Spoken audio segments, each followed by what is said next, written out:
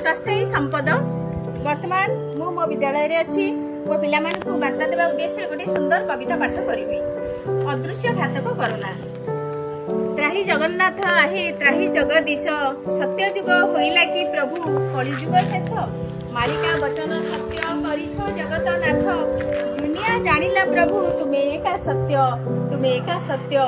सबु देश पाई आनी देला विपत्ति, कोरोना साथे लढ़िबु प्रभु दियो शक्ति।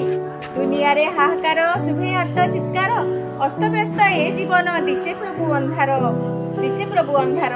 एमितिका दुख प्रभु सते कि आसिला माड़ी, कलिकाले घोटिगला कालर कुहुड़ी।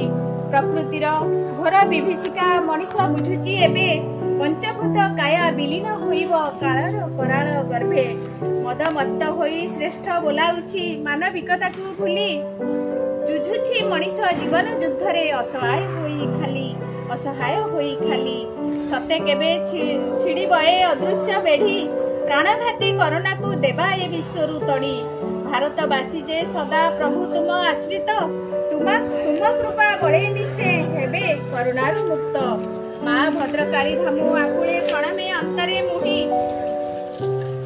दयाकरी ढांकी देवु माँ लो पणत कानिरे तुही। कांदुछि जगत आजी भूली तार हस, जगतरु जेते दुख प्रभु करिदियो शेष।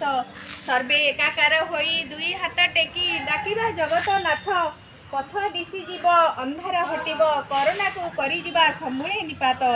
सजाड़ी दियो हे प्रभु तार उजुड़ा संसार, अथल सागर पारी कर हे ईश्वर, अथल सागर पारी कर हे ईश्वर, अथल सागर पारी कर हे ईश्वर।